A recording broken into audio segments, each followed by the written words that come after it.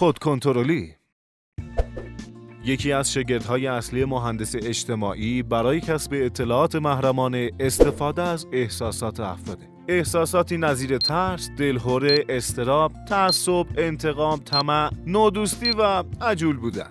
حالا اونا چجوری از این احساسات استفاده میکنن؟ مثلا سراغ شما میان و ملتمسانه ازتون چیزی میخوان و وانمود میکنن که در شرایط اضطراری هستن، در صورتی که میخوان با این کار از حس نودوستی شما سوء استفاده کنن. نباید توی تصمیم گیری عجول باشیم و حتما قبلش از صداقت و صلاحیت فرد مراجعه کننده مطمئن بشید.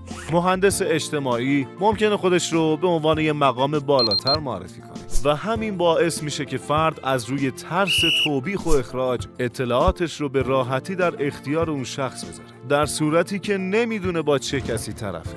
یا مثلا با آگاهی از اختلاف دوتا کارمند سراغ یکیشون میره و ازش تعریف میکنه به امید اینکه با مطرح کردن اختلاف بینشون اطلاعاتی رو از زیر زبونش بیرون بکشه. کارمند بیچاره هم که از دست همکارش عصبانیه و نمیتونه احساساتش رو کنترل کنه، سریعا همه اطلاعات همکارش رو لو میده. در اینجا مهندس اجتماعی از حس خشم و نفرت کارمند سوء استفاده میکنه و به هدفش میرسه.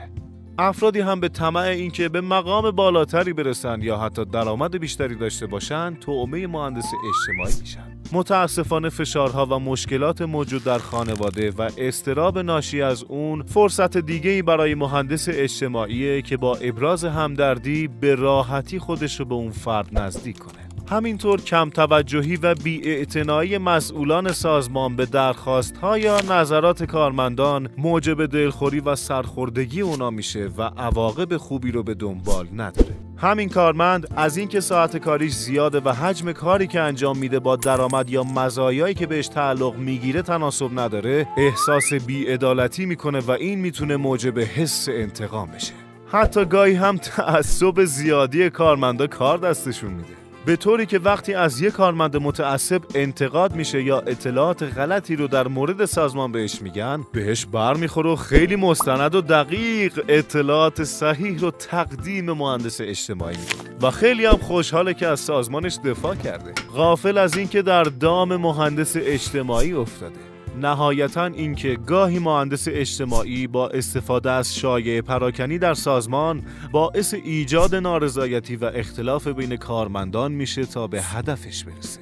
پس به این نتیجه میرسیم که اگر بتونیم احساساتمون رو در شرایط مختلف کنترل کنیم، راه مهندس اجتماعی در سوء استفاده از خودمون رو مسدود کردیم.